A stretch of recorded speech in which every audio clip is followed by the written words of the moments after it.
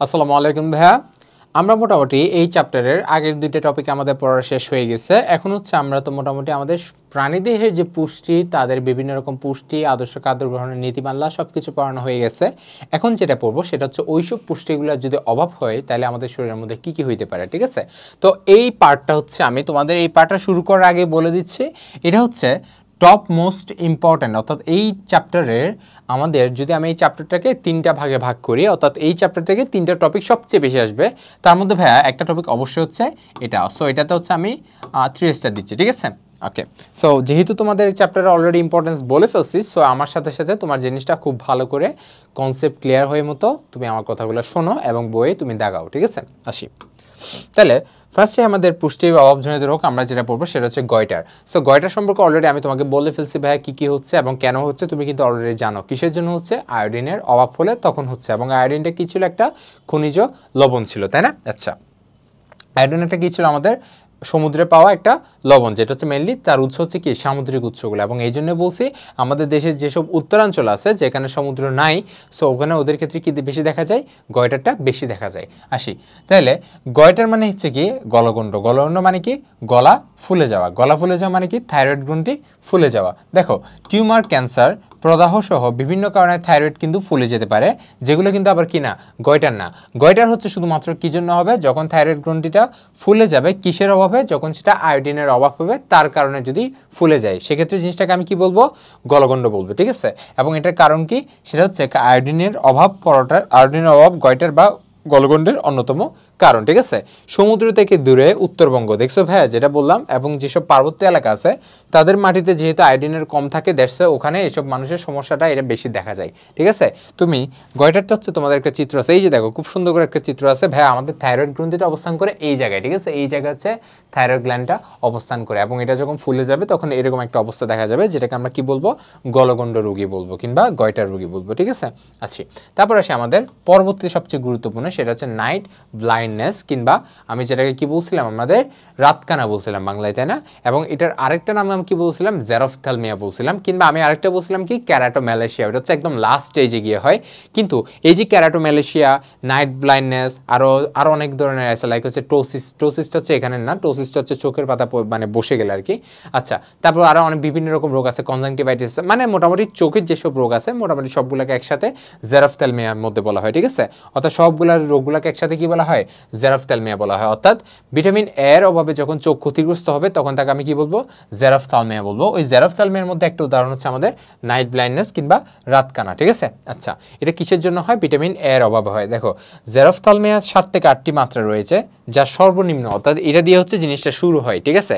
আরও অনেকগুলো আছে, কর্নিয়াল আলসার আছে, বললাম না ক্যারাটোম্যালেশিয়া আছে, সবগুলো হচ্ছে কার মধ্যে পড়বে? জেরফথ্যালমিয়ার মধ্যে পড়বে। তার মধ্যে একটা পার্ট হচ্ছে কি নাইট ব্লাইন্ডনেস, ঠিক আছে?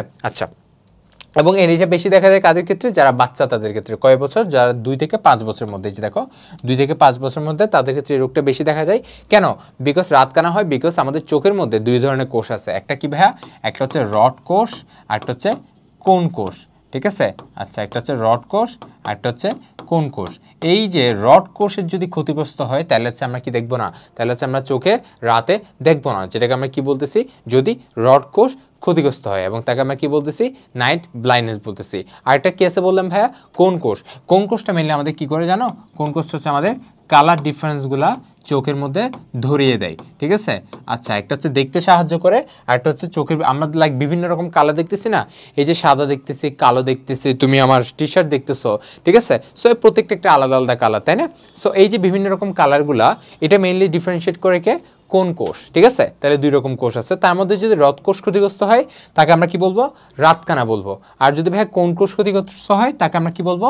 অনেকে হয়তো বা জিনিসটা শুনছো, কালার ব্লাইন্ড। কি বলে? কালার ব্লাইন্ড বা কালার ব্লাইন্ডনেস। অর্থাৎ তারা বাংলায় বলে বর্ণান্ধতা, অর্থাৎ তারা বিভিন্ন রকম কালার লাল সবুজের মধ্যে পার্থক্য করতে পারে না, ঠিক আছে? এটা হচ্ছে একটা সেক্স লিঙ্ক ডিসঅর্ডার, অর্থাৎ এটা একটা জেনেটিক ডিসঅর্ডার, বংশানুক্রমে জিনিসটা হয়ে থাকে, ঠিক আছে? তারপর আসি, এই জিনিসগুলো তোমার জানা লাগবে। রোগ যদি, অর্থাৎ রাতকানা যদি বেড়ে যায় তাহলে একটা আরেকটা সমস্যা হয়, সেটা হচ্ছে আমাদের যে কর্নিয়া আছে, কর্নিয়া হচ্ছে ঘোলাটে হয়ে যায়, ঠিক আছে?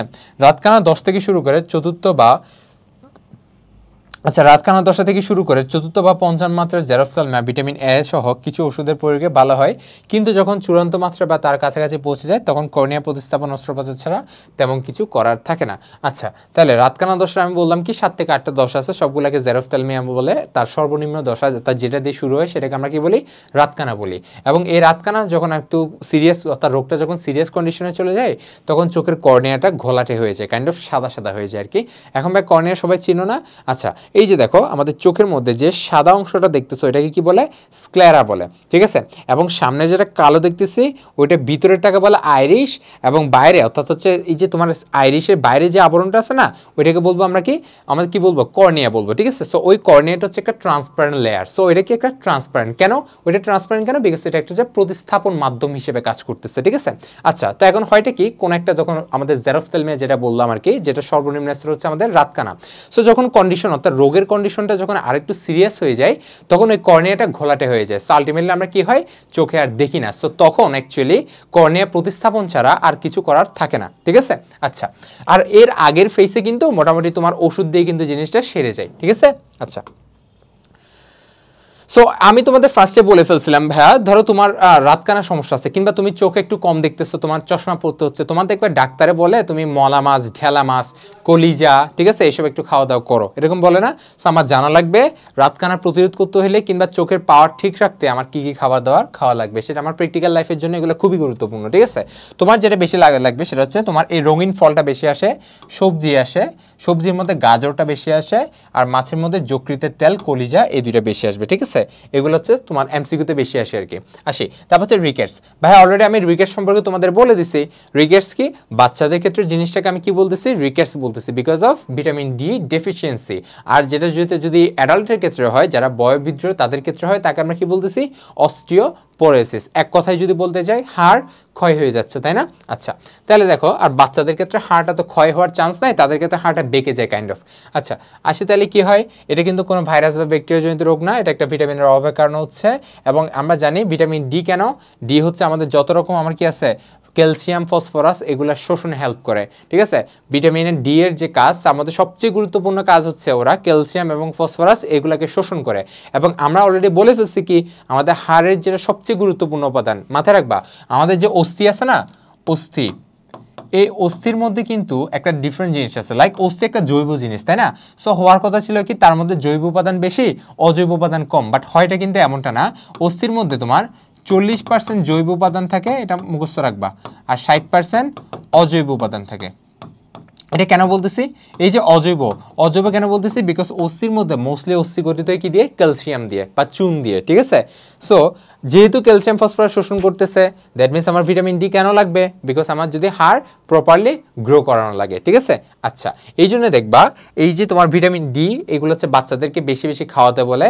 এবং ভিটামিন ডি কিন্তু কখন অ্যাক্টিভেট হয় এটা কিন্তু এখন তোমার জানা লাগবে না, বাট জেনে রাখো ভিটামিন ডি নর্মালি ইনঅ্যাক্টিভেট থাকে, ওইটা কিন্তু আমাদের চামড়ার ত্বকের নিচে তোমার স্টোর থাকে। যখনই তারা সূর্যের আলো পায় তখনই তারা কিন্তু কি হয়, অ্যাক্টিভেট হয়, ঠিক আছে। সো এই জন্য তোমার কি হয়, দেখো না, বাচ্চাদেরকে কি হয়, তোমার কি হয়, বাচ্চাদেরকে সূর্যের আলোর মধ্যে বলে না, সকালে সূর্যের আলোর মধ্যে রাখতে, কেন, কারণ তার মধ্যে যাতে ভিটামিন ডিটা প্রপারলি আসে, ঠিক আছে। আচ্ছা, এবং এই ভিটামিন ডি আমাদের এই যে তোমার শরীরকে, তোমার সূর্যের যে খারাপ প্রভাব আছে না, অতিবেগুনি রশ্মি যেটাকে বলি, তার থেকে প্রিভেন্ট করে, ঠিক আছে। এগুলো জানা লাগবে, বুঝতে পারছি। এবং ভিটামিন ডি কই পাওয়া যায়, দুধ, মাখন, ডিম, কড লিভার, এই দুইটা জিনিস একদম মুখস্থ রাখবা। কড লিভার তেল আর কি, হাঙ্গরের তেল, এটা অলরেডি তোমাদের আমি বলে ফেলছি, তাই না? হাঙ্গরের তেল আগে বলে ফেলছি, এখন এখানে আবার আসছে, ঠিক আছে। আচ্ছা, এখানে একটা জিনিস জানা লাগবে, দেখো ভিটামিন ডিটা কিন্তু তৈরি হয় কোত্থেকে জানো, কোলেস্টেরল থেকে। অর্থাৎ তোমাকে যদি জিজ্ঞাসা করে ভিটামিন ডি এর পূর্বসূচক কি, সেটা কিন্তু এক প্রকার একটা চর্বি, ঠিক আছে। আমরা জানি কোলেস্টেরল এক প্রকার চর্বি, যেটা হচ্ছে ভিটামিন ডি এর পূর্বসূচক হিসেবে কাজ করে। এবং এই জিনিসটা শেষ মানে একদম ফাইনালি তৈরি হয় কিন্তু কোথায়, কিডনিতে। এটা খুবই গুরুত্বপূর্ণ, মানে এখন তোমার ফেসটা অ্যাকচুয়ালি জানা কোনো দরকারই নাই, মানে এটা তৈরি প্রসেসটা শুরু হয় যকৃতে, শেষ হয় কিডনিতে, এটা মাথায় রাখবা, ঠিক আছে। এবং কিডনিতে শেষ হওয়ার পরে সেটা স্টোর হয় কোথায়, আমাদের শরীরে ত্বকের নিচে। যে মাত্র সূর্যের আলো পাবে সেই মাত্র জিনিসটা কি হবে, অ্যাক্টিভেট হবে, এটা মাথায় রাখবা, ঠিক আছে। আচ্ছা, এখন কি হয় দেখো, হাড়গুলো দুর্বল হয়ে যায়, এই যে হাড়ের যে গিট আছে ওগুলো ফুলে যায়, তারপর পায়ের হাড় বেঁকে যায়, ঠিক আছে। এগুলো কাদের ক্ষেত্রে, বাচ্চাদের ক্ষেত্রে, ঠিক আছে। ওকে, মানে হাড়গুলো ভঙ্গুর হয়ে যায়। সো তাদেরকে কি খাওয়াইতে হবে? ভিটামিন ডি সমৃদ্ধ খাবার খাওয়াইতে হবে। চোখ এবং জননাঙ্গ ঢেকে নবজাতককে কিছুক্ষণ রোদে রাখা ভালো, ঠিক আছে? এগুলো তো পারবা, আশা করি সব কিছু পারবা, এগুলো আলাদা বলার কিছু নেই, পারবো আমরা। আচ্ছা, এবার আসি এনিমিয়া বা রক্তশূন্যতা। এটা খুবই খুবই খুবই গুরুত্বপূর্ণ, ঠিক আছে? এনিমিয়া বা রক্তশূন্যতা, ঠিক আছে? আচ্ছা, বাংলাদেশের মধ্যে সবচেয়ে বেশি যে কমন যে রক্তশূন্যতা দেখা যায় বিশেষ করে বাচ্চাদের এবং গর্ভবতী মহিলাদের, ঠিক আছে? এটা কি? সেটা হচ্ছে আমাদের আয়রন ডেফিসিয়েন্সি এনিমিয়া। কিসের কারণে হচ্ছে আমরা অলরেডি বলে ফেলছি, আমাদের কিসের অভাবে? লৌহের অভাবে, ঠিক আছে? খাদ্যের মধ্যে লৌহ জাতীয় খাদ্য কম থাকে, দ্যাটস ওয়াই এই ধরনের এনিমিয়া দেখা যায়। আচ্ছা, তাইলে আমি আরেকটা জিনিস যেটা বলতেছি সেটা হচ্ছে আমাদের ভিটামিন, যেহেতু এখানে পুষ্টি পড়াচ্ছে না, সো ভিটামিন পড়াইতে হবে। তাহলে কোন ভিটামিনের প্রভাবে রক্ত আমাদের মধ্যে এনিমিয়া দেখা যায়? সেটা হচ্ছে ভিটামিন B9 আর ভিটামিন B12, এটা মাথায় রাখবা। ভিটামিন B9 আর কি? ভিটামিন B12, ঠিক আছে? আমাদের ভিটামিন B9টা মাথায় রাখবা, ফলিক অ্যাসিড, আর ভিটামিন B12টা হচ্ছে কোবালামিন। মানে এগুলার অন্য নাম হচ্ছে, একটা হচ্ছে ফলিক অ্যাসিড আর একটা হচ্ছে কোবালামিন, ঠিক আছে? কোবালামিন বা সায়ানোকোবালামিন বলে। কি বলে? সায়ানোকোবালামিন, ঠিক আছে? আচ্ছা, তাহলে রক্তশূন্যতা মানে আমরা জানি রক্তের colour Lal because of haemoglobin. তাহলে হিমোগ্লোবিনের পরিমাণ যদি কমে যায় তাহলে রক্তের কালারটা আস্তে আস্তে কি লাল থেকে কাইন্ড অফ মাইল্ড হয়ে যাবে, অর্থাৎ রক্তের পরিমাণ এক কথা বলতে গেলে কমে যাচ্ছে, তাই না?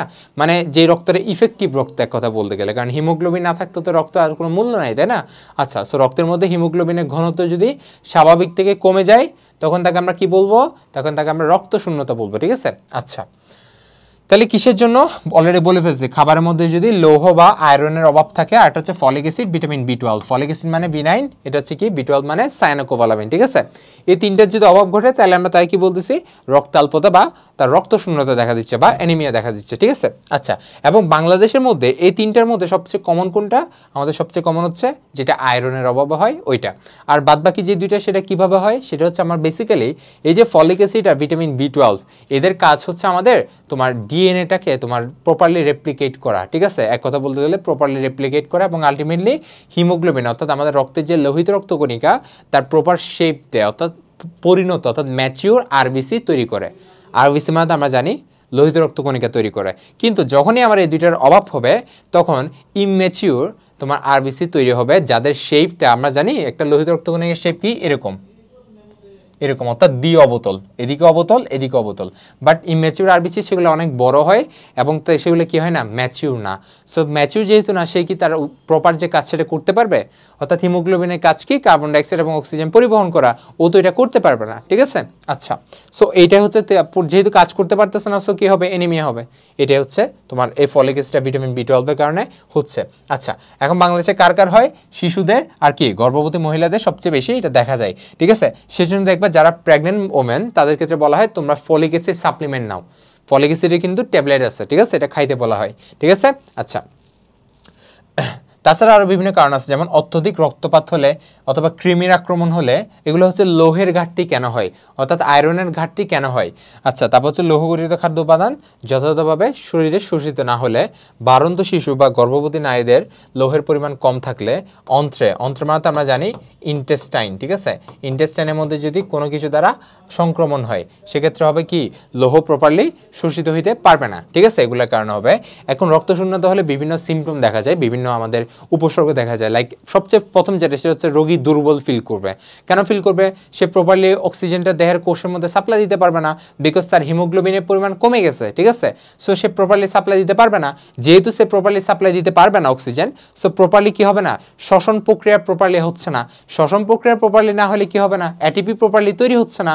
সো আলটিমেটলি রোগী কি ফিল করবে? দুর্বলতা ফিল করবে, ঠিক আছে? এছাড়া তার মাথা ব্যথা হবে, মনমরা ভাব দেখা যাবে, লাইক ডিপ্রেস থাকবে, তার ইনসমনিয়া হবে বা অনিদ্রা হবে, তার চোখে অন্ধকার দেখবে, খাওয়ার অরুচি হবে, বুক ধড়ফড় করবে। এগুলো একটু মাথায় রাখবে, ঠিক আছে? মুখস্থ রাখবা। আসি, এখন এটা প্রিভেন্ট কিভাবে করব? যা যা তোমাকে সিমটম বললাম না তার বিপরীতটা করবা, অর্থাৎ খাবারের মধ্যে লৌহ সমৃদ্ধ খাবার খাইতে হবে। কি কি সেটা মুখস্থ করবা। তারপর আমাদের যাতে পেটের মধ্যে কৃমির সংক্রমণ আছে কিনা চেক করতে হবে, অন্ত্রের মধ্যে কোনো ক্ষত আছে কিনা দেখতে হবে, লৌহকে আমাদের শরীরের মধ্যে শোষণ হচ্ছে কিনা এটা চেক করতে হবে, ঠিক আছে? এগুলো বিভিন্ন রকম টেস্ট আছে, এগুলো সবগুলো সুন্দর করে ডাক্তারের পরামর্শ অনুযায়ী জিনিসটা তুমি ঠিকভাবে করতে পারবা।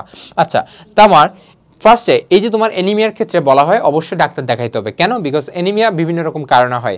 লাইক এনিমিয়ার মধ্যে আরেকটা আছে আমাদের তোমার কি থ্যালাসেমিয়া, ঠিক আছে?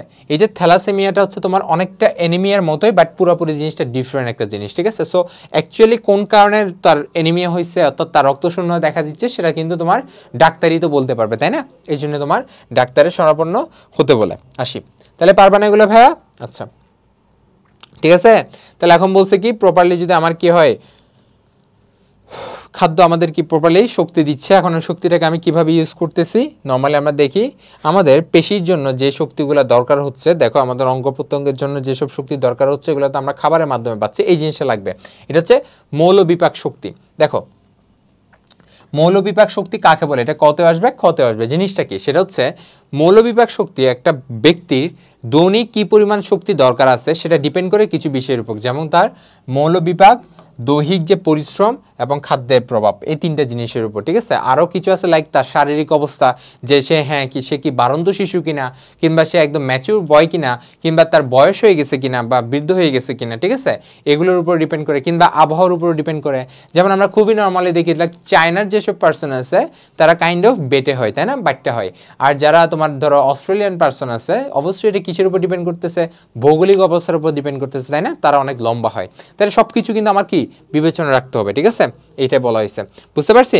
আচ্ছা, তাহলে এবার আসি আমরা খাদ্যের শক্তি পরিমাপ একক করব, ঠিক আছে? আমি যে তোমাকে বললাম না এক একজনের এক এক রকম খাদ্যের শক্তি দরকার আছে, এক একজনের এক রকম কিলো ক্যালোরি দরকার আছে, কার ক্ষেত্রে কিভাবে লাগতেছে, এগুলোর জন্য যারা নিউট্রিশনিস্ট আছে, যারা বিজ্ঞানী আছে, ওরা বিভিন্ন টার্ম বের করছে, বিভিন্ন ওয়ে বের করছে, যেটা দিয়ে তুমি অ্যাকচুয়ালি হিসাব করতে পারবা আমি আমার বয়স, আমার শরীরের অবস্থা, আমার উচ্চতা, এই তিনটে অনুযায়ী আমার অ্যাকচুয়ালি ডেলি কতটুক খাবার ইনটেক করা লাগবে সেটা কিন্তু আমি বলতে পারবো, ঠিক আছে ভাইয়া?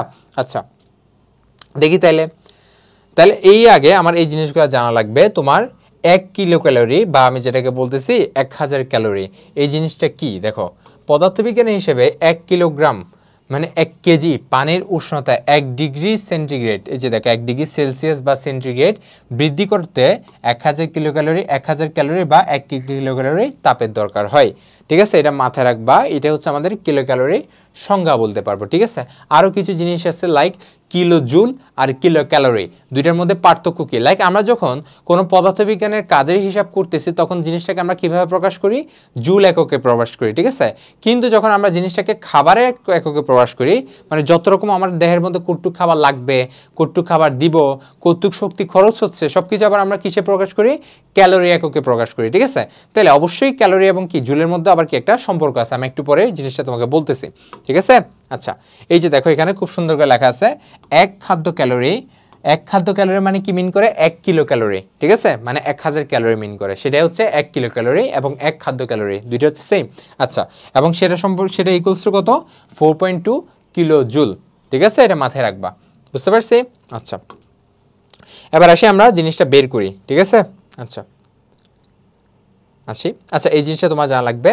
কিছু খাদ্য আছে যেগুলোকে মিশ্র খাদ্য বলে, কিছু হচ্ছে বিশুদ্ধ খাদ্য বলে।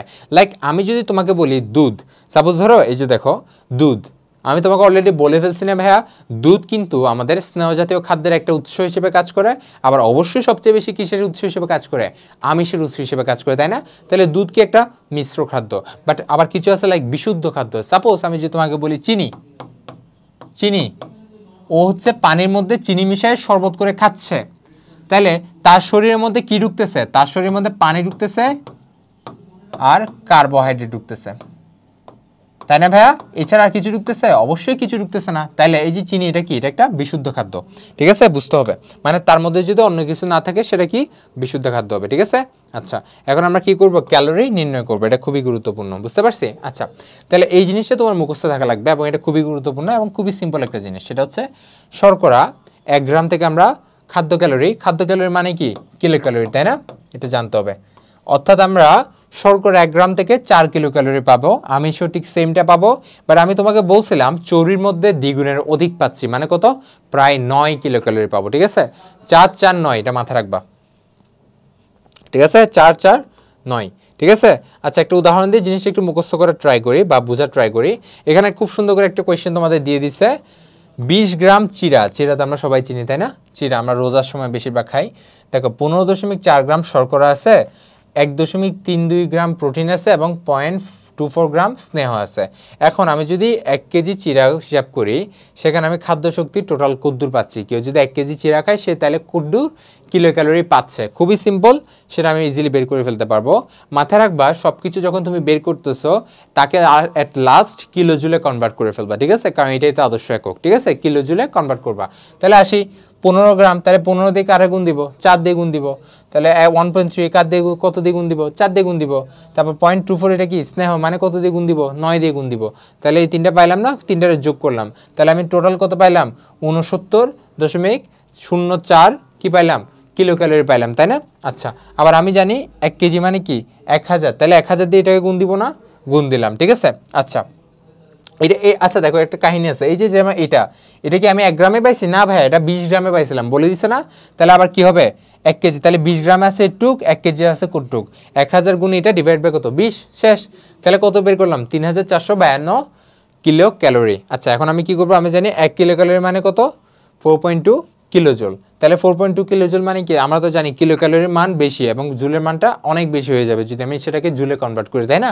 তাহলে এটা দিয়ে আমি কত গুণ দিব? 4.2 দিয়ে গুণ দিব, এবং আলটিমেটলি আমরা কত পেলাম? 14490 কিলো জুল শক্তি পাচ্ছি। ঠিক আছে ভাইয়া? সো এই যে হিসাবটা, এটা তোমার জাস্ট এই যে এইটা পড়া লাগবে এমনটা না, তোমার এরকম যতই তোমার ম্যাথ দেখ না কেন, এই টাইপের যাই দেখ না কেন, তুমি যাতে বের করতে পারো। এবং এটা খুবই সিম্পল একটা জিনিস, আশা করি তোমরা সবাই পারবা। ঠিক আছে, এই জিনিসটা তোমার এমসিকিউতে লাগবে। গড়ে মানে ধরো গড়ে, সাপোজ আমি ধরো লম্বা, আমার হাইট প্রায় 6 ফিট 1, ঠিক আছে? সো আমার ক্ষেত্রে অবশ্যই কিলো ক্যালোরির পরিমাণটা বেশি, তাই না? বিকজ আমার দেহের মধ্যে আমার বিপাকীয় কাজগুলো বেশি হচ্ছে, সো আমার শক্তির প্রয়োজনে বেশি হবে, তাই না? আচ্ছা, বাট বাংলাদেশের অ্যাভারেজে তোমার দিনে 2 থেকে 2500 খাদ্য ক্যালোরি বা 2 থেকে 2500 কিলো ক্যালোরি দরকার আছে প্রায় মানুষের আর কি, ঠিক আছে? আচ্ছা, এটা আবার বিভিন্ন জিনিসের উপর ডিপেন্ড করতেছে, তার পরিশ্রম কিভাবে করতেছে, তাই না? সে পরিশ্রম কি করতেছে, তার বিভিন্ন যে মান আছে, তার পরিশ্রম কদ্দূর হচ্ছে, বা সে কি বসে আছে কিনা, এগুলোর উপরও জিনিসটা ডিপেন্ড করতেছে, ঠিক আছে? আচ্ছা, তাহলে এখন হচ্ছে আমি এই জিনিসটা নিয়ে বলবো। এই জিনিসটা হচ্ছে খুবই গুরুত্বপূর্ণ। আমি বললাম না, টপ মোস্ট ইম্পর্টেন্ট 3টা জিনিস আছে, তার মধ্যে সবার চেয়ে গুরুত্বপূর্ণ হচ্ছে লাস্টের পার্টটা, অর্থাৎ পরিপাকটা, অর্থাৎ তোমাদের পরিপাকটা সবচেয়ে বেশি দিবে। সেকেন্ড যে জিনিস সবচেয়ে বেশি দিবে সেটা হচ্ছে বিএমআই এবং বিএমআর, ঠিক আছে? আর থার্ড যে জিনিসটা দিবে, ওই যে পুষ্টির অভাবজনিত যে সমস্যাগুলো, ওগুলো থেকে দেয়, ঠিক আছে? এটা মাথায় রাখবা। তাহলে বিএমআর একটা জিনিস আর বিএমআই আরেকটা জিনিস। এখন কোনটা কি সেটা নিয়ে বিস্তারিত পড়াশোনা করব। দেখো, বিএমআর, ঠিক আছে, মানে কি? বেজাল মেটাবলিক রেট। মেটাবলিক রেটের বাংলা তো আমরা জানি, মেটাবলিক মানে কি? বিপাক, ঠিক আছে? বিপাকের কারণে কি পরিমাণ শক্তি তার দরকার হচ্ছে, ঠিক আছে? আচ্ছা, আর বেজাল মানে কি? যখন সে পরিপূর্ণ বিশ্রামরত অবস্থায় থাকে, ঠিক আছে? তাহলে ভাইয়া বিএমআর এর পূর্ণরূপ কি? বেজাল মেটাবলিক রেট। এটা কি মিন করে? সেটা হচ্ছে পরিপূর্ণ বিশ্রামরত অবস্থায়ও আমাদের মানব শরীরটা কি পরিমাণ শক্তি খরচ করতেছে, অর্থাৎ কি পরিমাণ শক্তি তাকে দেয়া লাগবে, সেটা হচ্ছে তার কি? বিএমআর ইন্ডিকেট করবে, ঠিক আছে? আর বিএমআই মানে কি? বডি মাস ইন্ডেক্স, ঠিক আছে? কি? বডি মাস ইন্ডেক্স, ঠিক আছে? এটা খুবই সিম্পল, সেটা হচ্ছে আমাদের শরীরের সাথে, অর্থাৎ শরীরের যে গড়ন, তার সাথে চর্বির একটা সূচক নির্দেশ করে।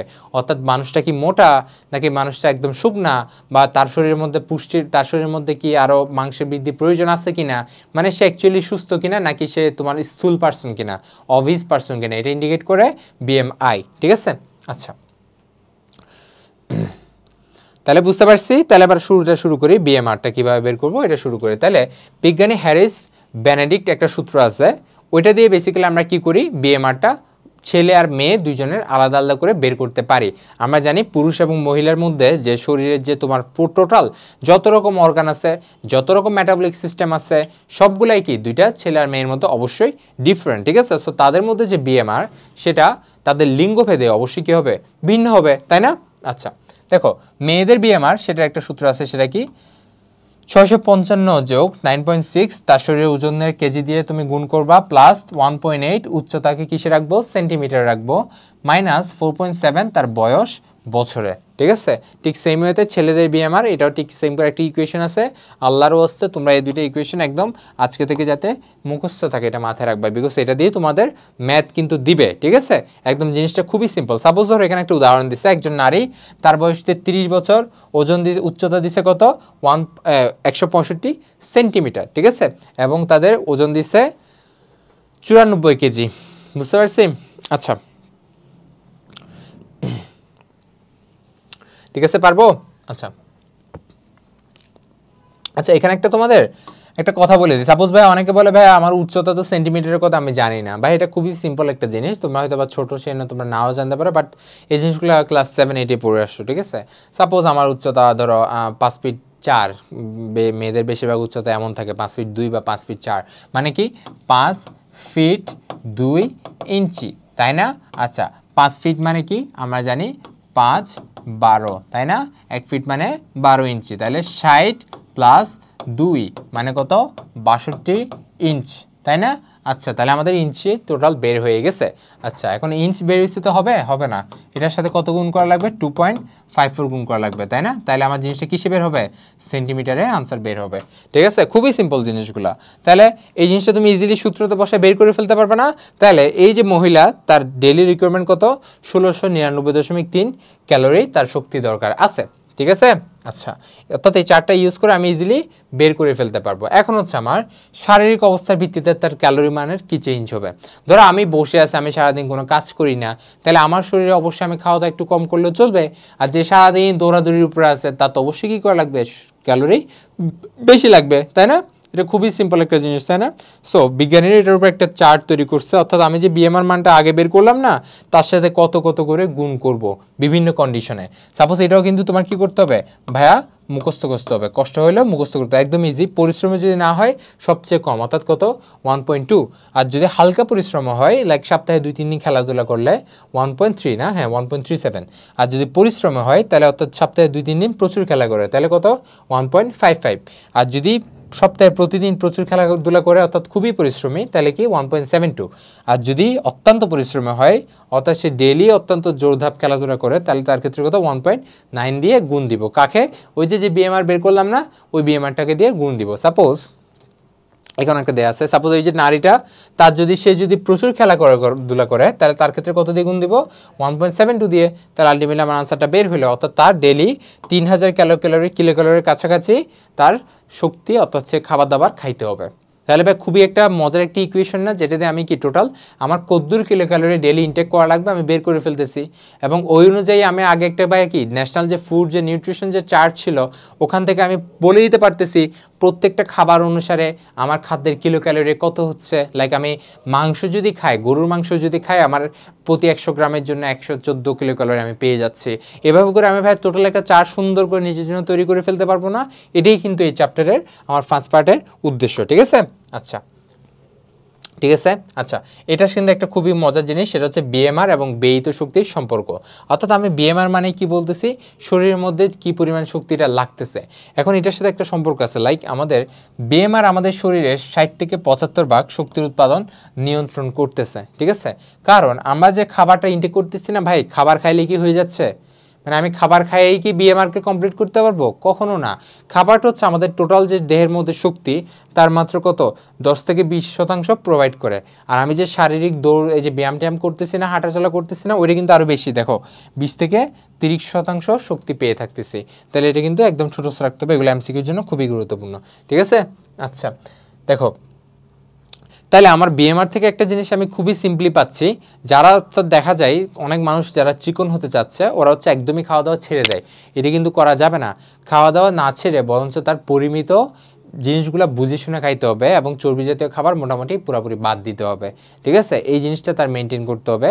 চর্বি জাতীয় খাবার বাদ নেন, লাইক সে কার্বোহাইড্রেট জাতীয় খাবার হালকা পাতলা খাইলো, আমিষ জাতীয় খাবার তার খাইতে হচ্ছে মোটামুটি, আর সে চর্বি জাতীয় খাবার মোটামুটি প্রায় বাদ দিয়ে দিল, তাহলে মোটামুটি তার শারীরিক পরিশ্রম করলো, তাহলে তার ওজনটা তার অপটিমাম লেভেলে চলে আসতে পারে, ঠিক আছে? এটা আমরা বিএমআর থেকে জিনিসটা বুঝতে পারতেছি। আর যদি সে একদমই খাবার কমায় ফেলে তাহলে কিন্তু তার শরীরের মধ্যে সেটা ইফেক্ট করবে। কেমন ইফেক্ট করবে বিএমআর থেকে বুঝতে পারতেছি বলো তো? কারণ বিএমআর মানে তো বেজাল মেটাবলিক রেট। এটা মানে কি, সেটা হচ্ছে আমি যদি পরিশ্রম না করে বসেও থাকি তাইলেও কিন্তু আমার শরীরের মধ্যে একটু শক্তি কিন্তু দরকার আছে। লাইক আমার হৃৎপিণ্ড চলতেছে, আমার ফুসফুস চলতেছে, আমার অন্ত্রের মধ্যে বিপাক কাজ চলতেছে, এগুলোর জন্য তো একটু শক্তি আমার অ্যাটলিস্ট লাগবে, তাই না? সো এটাই যদি আমি না দেই তাহলে তো আমার শরীরের মধ্যে অ্যাডভার্স ইফেক্ট হবে, তাই না? উল্টা ইফেক্ট করবে। এটার জন্য আমার বিএমআর জানা দরকার আছে। তাহলে ভাই বিএমআর বুঝছি না, এখন হচ্ছে আমরা পড়বো বিএমআই। তাহলে বিএমআই মানে কি বডি মাস ইন্ডেক্স, অর্থাৎ সে কি মোটা নাকি সে চিকন, তার কি শরীরের তার গড়ন অনুসারে তার মধ্যে কি মাংসের পরিমাণ কম কিনা, ঠিক আছে, এগুলো সব কিছুই কিন্তু কে ইন্ডিকেট করে বিএমআই। সেটা কি দেহের ওজন সূত্রটা আর কি ইন কেজি, ওজন হচ্ছে কেজি, এবং দেহের যে উচ্চতা কিসের মধ্যে, মিটারের মধ্যে, ঠিক আছে, হাইট স্কোয়ার, ঠিক আছে, মানে উচ্চতাকে তুমি কি করবে, স্কোয়ার করবে এবং তাকে তারপর ওজন দিয়ে ভাগ দিবা। মাথায় রাখবা ওখানে কিন্তু হাইট ছিল কিসে, সেন্টিমিটারে, এবং এখানে হাইট কিসে থাকবে, মিটারে থাকবে, এগুলো মাথায় রাখবে, ঠিক আছে। লাইক সে যদি 177 সেন্টিমিটার হয়, দ্যাট মিনস আমি কি লিখতে পারবো 1.7 মিটার, এটাকে তারপর কি করবো, স্কোয়ার করবো এবং তাকে কি দিয়ে ভাগ দেবো, সাপোজ ধরো তার হচ্ছে কি, তার হচ্ছে ওজন হচ্ছে ধরো 80 কেজি, তাহলে 80 দিয়ে ভাগ দিলাম, তাহলে যেটা পাবো সেটা হচ্ছে একটা আন্তর্জাতিকভাবে স্বীকৃত একটা চার্ট আছে, ওই চার্টের সাথে মিলাবো, তারপরে বুঝতে পারবো যে হ্যাঁ তার বিএমআইটা কোন লেভেলে। এই চার্টটা এটা একদম ছোটস্থ থাকতে হবে, ঠিক আছে, 1 2 3 4 স্টার, এটা একদম ছোটস্থ থাকতে হবে, ঠিক আছে। অর্থাৎ যে আমি মানটা বের করে ফেললাম না সূত্রে বসায়া, এখন হচ্ছে তার সাথে আমি কোরিলেট করব, ঠিক আছে, এগুলার কোরিলেট করব। তাহলে দেখি কি কি আছে, 18.5-এর যদি নিচে হয়, অর্থাৎ ওই যে মান বের করার পর 18.5-এর নিচে হলে তার শরীর ওজন কম, আর 18.5 থেকে, এটা কিন্তু একদম অপটিমাম লেভেল বা একদম পরিমিত, 18.5 থেকে যদি 24.9-এর মধ্যবর্তী হয়, ঠিক আছে, এটা হচ্ছে আদর্শ মান। আর যদি 25 থেকে 29 হয় তাহলে সে তার কি শরীরের ওজন বেড়ে গেছে, তাকে ব্যায়াম করতে হবে। আর যদি 30 থেকে 34 হয় তাহলে কিন্তু তার মোটা হওয়ার প্রথম স্তরে চলে গেছে, ঠিক আছে। আর যদি 35 থেকে 39.9 হয় তাহলে কি তার মোটা হওয়ার দ্বিতীয় স্তরে, অর্থাৎ তার পরিমিত খাদ্য গ্রহণ এবং ব্যায়াম করতে হবে। আর 40-এর উপরে যাওয়া মানে কি, যেটাকে কি বলে জানো, এটা একটা মেডিকেল টার্ম আছে, নাম হচ্ছে মরবিড অবেসিটি। অবেসিটি মানে স্থূল, ঠিক আছে, বা মোটা হয়ে যাওয়া আর কি। আর মরবিড মানে তার মধ্যে কি আছে, মৃত্যু ঝুঁকি আছে, অর্থাৎ 40-এর উপরে চলে গেলে তার মৃত্যু ঝুঁকির আশঙ্কা আছে, তার ওজন এতটাই বেড়ে গেছে যে তার মৃত্যু ঝুঁকির আশঙ্কা আছে। পারবো না ভাইয়া? আচ্ছা পারবো, ঠিক আছে। তাহলে এই যে একক কাজ দিছে, এই যে বিএমআরটা বের করে সেখান থেকে তোমার প্রতিদিন কত কিলো ক্যালোরি খাওয়া উচিত সেটা বের করো, খুবই সিম্পল, তুমি তোমারটা ইজিলি বের করতে পারবে, তাই না? আচ্ছা, এটা হচ্ছে ছেলেদের বডি মাস, এটা হচ্ছে মেয়েদের বডি মাস, চেক করে দেখো, এটা হচ্ছে তার কি কম ওজন, দেখো দেখতে হচ্ছে কিসের মতো পাতলা লাগতেছে না, এবং এটা কি একদম সঠিক, অর্থাৎ কত 18.5 থেকে 24.9, এবং এটা মেয়েদের সঠিক, ঠিক আছে। এখন যখন একটু বেড়ে গেছে তাহলে কি বেশি ওজন মানে কত, 25 থেকে 29.9, এবং এটা কি স্থূল বা মোটা হওয়ার প্রথম স্তর কত, 30 থেকে পরবর্তীটা, তাই না, 30 থেকে 34.5, ঠিক আছে, পারবো,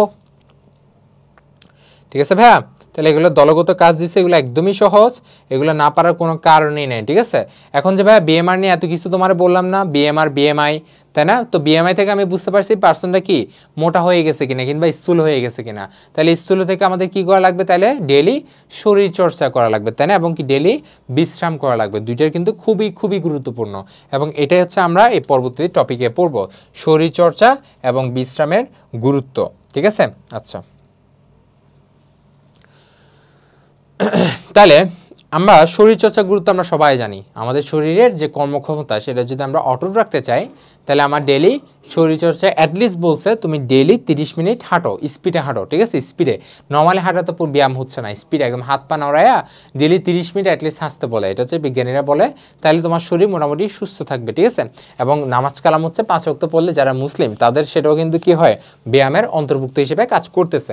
আচ্ছা, এবং তাহলে এই যে তোমার শরীরচর্চা এই জিনিসটা তুমি জাস্ট রিডিং পড়বা কয়েকবার, তাহলে তুমি মোটামুটি পরীক্ষার হলে লিখতে পারবা, আমার এখানে বোঝানোর মতো আলাদা কিছুই নাই, ঠিক আছে। যখন আমার শরীরচর্চা করা লাগে কেন, বিকজ এই মোটা হওয়াটা আমাদের অনেক রোগের কারণ, কি কি, ডায়াবেটিস, হাই যে ব্লাড প্রেশার যেটাকে বলে হাইপার টেনশন, ঠিক আছে, তারপর হচ্ছে আমাদের রক্তের মধ্যে চর্বি জমে যাচ্ছে যার কারণে হার্ট অ্যাটাক হচ্ছে, তারপর হচ্ছে স্ট্রোক দেখা দিচ্ছে, কারণ মস্তিষ্কের যে নালী আছে না, রক্তনালী, সেখানে চর্বি জমে যাচ্ছে, যেটাকে আমরা কি বলতেছি, স্ট্রোক বলতেছি, ঠিক আছে। এই যে যতগুলো সমস্যা, বিভিন্ন রকম হরমোনের সমস্যা দেখা যায়, ঠিক আছে, যারা অনেক বেশি মোটা তাদের ক্ষেত্রে প্রজনন ক্ষমতা কমে যায়, ঠিক আছে। সো এই যে তোমার এই যে তোমার জিনিসগুলো বললাম সবগুলোর জন্য দায়ীকে স্থূল হয়ে যাওয়া, অর্থাৎ যার বিএমআই মান মোটামুটি 25 থেকে বেড়ে গেছে, ঠিক আছে। সো এইটা তুমি কন্ট্রোল করতে কিভাবে কন্ট্রোল করবে, একটা হচ্ছে তোমার খাওয়া দাওয়া নিয়ন্ত্রণ দিবা, একটা হচ্ছে তুমি শরীর চর্চা করবে, এটা তো আমরা সবাই জানি, তাই না, এটা নিয়ে মেনলি এখানে বলা আছে, ঠিক আছে? আচ্ছা, এখন তুমি জাস্ট কি শরীরচর্চা করবা? কখনো না। তুমি যতটুকু শরীরচর্চা করবা তোমার ঠিক ততটুকু বিশ্রামেরও দরকার আছে। তোমার ইন্টারন্যাশনালি বলা হয় ডেইলি 7 to 8 আওয়ার্স আমাদের এজের জন্য স্লিপের দরকার আছে। ঠিক আছে? আচ্ছা, ডেইলি কত? 7 to 8 আওয়ার্স স্লিপের দরকার আছে। কেন? বিকজ তুমি জাস্ট শরীরচর্চা করলে কিন্তু মাসেল তোমার গ্রো করবে না। তোমার এই যে তুমি ডেইলি একটা শরীরচর্চা করলা, খাবার খাইলা, দেন শরীরচর্চা করলা, ঠিক আছে? এখন তোমার কি হইলো, মাসেলগুলো যেহেতু অনেক নাড়াচাড়া, অনেক কাজটাজ হইলো না, তাহলে মাসেলগুলো কি হয়ে যাবে, একটু তোমার কি মানে কাইন্ড অফ কি বলবো, ডিপ্রেস হয়ে যায়। জিনিসটাকে ডিপ্রেস মানে শুধু হতাশ না, ডিপ্রেস মানে তার কর্মক্ষমতা কমে যাচ্ছে কিংবা মাসেল ক্ষয় হয়ে গেছে, তাই না? আচ্ছা, তাহলে এই যে মাসেলগুলোকে আবার কি করতে হবে, রিকভারির টাইম দিতে হবে, অর্থাৎ সে তার আবার যাতে রিকভার করতে পারে ওই টাইমটা তাকে দেওয়া লাগবে। ওই টাইমটা দিলে সে কী হবে, প্রপারলি গ্রো করতে পারবে। মাথায় রাখবা, এই যে মাসেল যে গ্রো, যারা হচ্ছে জিম করে তাদের ক্ষেত্রে বলা হয় তাদের ক্ষেত্রে ঘুমটা তাদের খুবই গুরুত্বপূর্ণ। কেন?